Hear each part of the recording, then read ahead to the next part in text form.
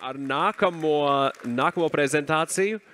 Prezentācija superīga no studentu biznesa inkubatora līdz populārākajiem saldējumam Latvijā. Mūs iepazīstinās ar šo Dāvids Dudelis, Avenē īpašnieks un vadītājs. Čau, Dāvi, es tev pavisam nesen redzēju sociālos tīklos. Es ceru, ka viss ir kārtībā un viņi dabūja no tevis. Čau. Dāvi, tavs klikerīts uz priekšu. Ko es teiktu, ka tas nosaukums ir ļoti tāds ambiciozs. Es teiktu, ka mēs esam procesā. Nav tā, ka mēs tagad esam nonākuši tādā vietā. Tie, kas nezin, kas ir Avenē mēs taisām vegāniskus saldējumus no augļiem, kokosriekstu pieniem, riekstiem, visa kā. Un sākam ražot arī vairāk tādas augu valsts produktus. Tas viss sākās tīri no tā, ka man pašam bija tāda vēlme tajā laikā kaut kāds, 15, 16, 17 gads, cenšoties pāriet uz vegānismu. Es domāju, kas tad veikalos īsti ir kaut kādi produkti, kas man pietrūks, kas īsti vegānis. Tajā laikā nekas daudz nebija. Un tad es sapratu, jā, tas ir saldējums. Un tajā laikā es vēl profesionāli nodarbojos ar BMX freestyle. Un, principā, es biju nonācis tādās krustcelēs, vai turpināt savu sportista karjeru, vai darīt kaut ko pilnīgi jaunu, kaut ko nezinām. Un šodien šeit es runāšu par tādām 7 kaut kādām atziņām, tādām, kas man ir bijušas šī laikā. Es teiktu, pirmā atziņa ir neklausīties heiterus. Un te vairāk stāsts ir par to pašu sākumu. Jo, kā jūs arī šodien šeit cīnaties arī par 10 000 eiro balvu, toreiz arī studentu inkubatorā mēs arī saņēmām daļiņu no tiem 4000 no tiem 10 000 mēs saņēmām. Bet 2 reizes man atspēriens grantā pateica, nebūs slikta ideja, kurš tad ēdīs tos saldējumus. Tev vispār nav ne pieredzes, nav izglītības, tā kā tu nevarēsi īstenot to ideju. Es teiktu, pilnīgi tas ir saprotams, ka cilvēki tā saka, jo viņiem ir pilnīgi pamats tā teikt, bet vajag paņemt to kritiku un par spīti visiem tiem vienkārši vajag turpināt darīt, ja jūs ticat savai tai idejai, vienkārši maucat.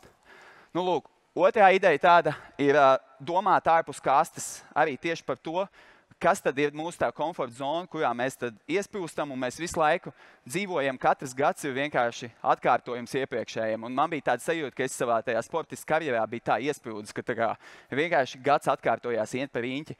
Un tāpēc ir vajadzīgi tie momenti, kur mēs izkāpjam ārā no savas tās komforta zonas, riskējam, eksperimentējam un pat iestagnējot gadiem, ejot, darot savu kaut ko foršu, kaut ko veiksmīgu, tāpatās vienmēr jāatcerās, kas tad bija tas izrāviens, tas leciens, kas jūs ievirzīja kaut kādā jaunā trajektorijā.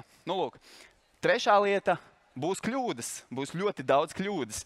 Mums tur ir tā kā simtiem sajaukt pasūtījumi, tur visādas avārijas, visādi nepareizes nopirktas, visādas iekārtas, pakošanā, ražošanā, piegādēs. Tā kā miljons. Ja jūs vienkārši sauktu kaut kādas kļūdas, es teiktu, jā, es to pieļauju.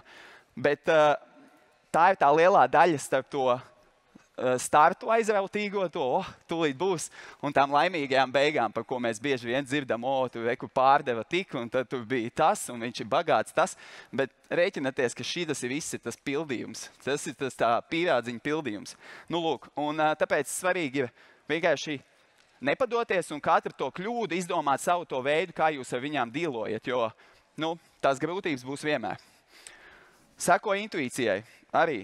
Banāls padoms, bet tiešām strādā, jo man bija tādas ļoti daudz reizes, kur es zinu, ka man intuīcija saka vienu, bet man prāts saka, pamēģinam, notestējam, varbūt tā nemaz nav.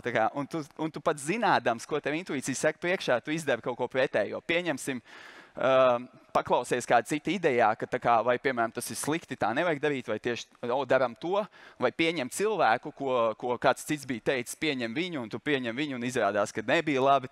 Ir ļoti daudz tādas lietas, tāpēc klausam sev. Un, protams, neaizmirstam arī par cipariem. Ja? Cipari svarīgi, bet atceramies savu to ožu, to jušku. 5.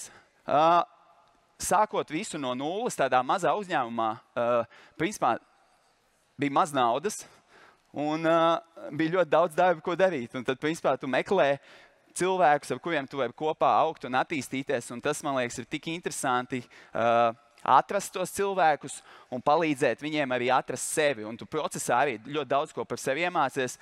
Jo, man liekas, šo 7 gadu laikā, man liekas, ar cilvēkiem man ir tik interesanti palicis, ka, ja kādreiz man bija tā kā, atnāk cilvēks uz darba interviju, un man ir bišķiņ tāds stresiņš, un es tur jautājums lasu, man tagad atnāk cilvēks uz darba interviju, un man ir reāli interesanti vienkārši veido sarunu, bieži vien par visādām tēmām, kas viņam patīk, kas viņu aizrauj, un tad tu redzi ar to visu, kāds viņš patiesībā cilvēks ir, un es teiktu, es izbaudu vēl darba intervijas. Amazing. Nu, lūk, un tālāk, 6. sniedz uzticību šeit cilvēkiem, bet zini, ka viņi tev pievils.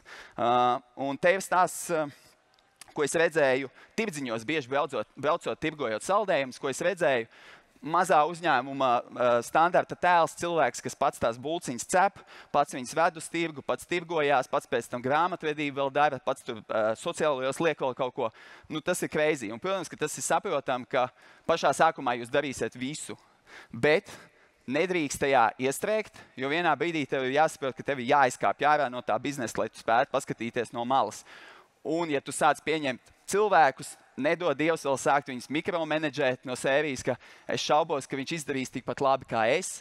Tāpat tās būs slikti kaut kas, būs kļūdas. Tāpēc vienmēr vajag atļaut to vaļu un rēķināties, ka būs kļūdas un veidot tādu vidi, kur cilvēki ir gatavi kļūdīties, ka tas ir pieņemams.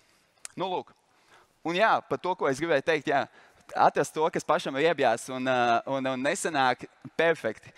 Man, piemēram, dokumenti, kaut kādas B2B tikšanās, kaut kādas tādas lietas, kas man tā kā, nesanāk vai nepatīk, un es sapratu, tas ir jādod cilvēkiem, kuriem tieši otrādāk acis deg par tādām lietām.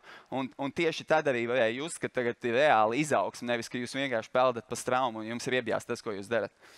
Nu, lūk. Un 7.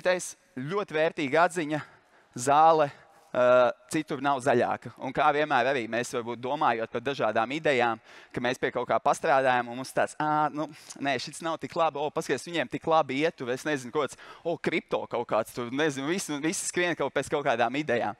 Bet, ko es gribēju teikt, fokusējamies uz to savu zālienu, ja, kā mēs viņu kopjam, mēslojam, un tad, kad mēs pie kāda ciemos ejam, neejam pa galvenajām durvīm, ejam pa sētas durvīm, skatāmies, kas notiek aizkulisēs, kas notiek netīrā virtuve, uzzinām to, kas tad patiesībā aiz tā visa stāv, jo mums bieži vien sociālo tīklu laikmetā dzīvojot ir super viegli paskatīties kaut veiksmīgi Instagram bildi un domāt, bāc, man šitā nav mana dzīve, man tā nesanāk un viņam noteikti ir tik labi, bet jūs patiesībā nezināt visu, kas ir aiz tā slēpjās. Un tieši tas pats arī bijis manā pieredzē, kad citi cilvēki man pienāk klāt un tu saka, bāc, tev tik forši viss tur izskatās, tik amazing. Un es saprotu, ka es tā kā turu pie sevis to, kad šodien bija tas salūza, tas aizgāja, tas notika, un vienkārši tu nezini, kas notiek aizkulisēs. Nu, lūk. Un bonusiņš nāksies ēst Briseles kāpostus. Man šausmīgi riebjās Briseles kāposti. Jums gan jau katram arī ir kaut viena lieta, kas riebjās, bet tas ir neizbēgami, jo vienkārši tev katru dienu tiks pasniegts šķīvis ar tiem Briseles kāpostiem, un tev vienkārši vajadzēs viņus ieņukāt iekšā. Un ieslēdz savu to all you can eat attieksmi, un būs tādas negaršīgās dienas, un kā es teiktu, kas man ir palīdzējis tādās negaršīgās dienās, ir zinātkāri. Mēs katrs varam atrast savu kaut kādu īpašību, kas mūs palīdz ar tām kļūdām un tām negaršīgām dienām mūs izvilkt, tad es teiktu, man tā ir zinātkāra, kad es varu pamosties un domāt, interesanti, kas šodien aizies pilnīgā sūdā, kas šodien varētu notikt greizi. Un, kad kaut kas pilnīgi notiek greizi, es nezinu, kaut kas salūst, un tu nezinu, saldētavu visu kūst, viss ir slikti, un tev tāds reāli interesanti, cik tas maksā tagad, vai interesanti, kā mēs šito atrisināsim. Un es sāku sajūsmināties par kaut kādām pilnīgi absurdām situācijām. Tas nonāca līdz brīdim tādam, ka es piefiksēju, ka man jau ka kāds atnāk ar sliktām ziņām pie manis un pasaka to, un es vienkārši automātā pasmaidu. Un man liekas, tāda mēģinām trenēt sev kaut kādas tādas reakcijas, kā mēs principā arī runājam ne tikai ar citiem, bet kā mēs runājam arī ar sevi. Nu, lūk, un principā, jā, ko es gribēju ar to nobeigt, ir rītdien mēs īstenībā ražojam atkal Ukrainas krāsās saldējumu, tā kā ja kāds ir klients vai vēl nav klients, tad droši AVN.LV varat iet, pasūtīt, jo mēs visu peļņu ziedojam Ukrainas atbalstam. Tā kā tas ilgs visu marta mēnesi. Nu, lūk, un Ja interesē, paskatīties AVN.LV, Dāvis Dūdelis, vai kur lapā. Tā kā, principā, es novēlu veiksmi visiem, lai izdošanās, turiet prātā tās visas 7 atziņas, un atceramies, ka, es teiktu, atziņas visiem ir vienas, diezgan universāls, diezgan banāls, bet stāsts un ceļš katram mums ir savs, tāpēc veiksmi jūsu ceļā. Paldies! Paldies, Dāvi!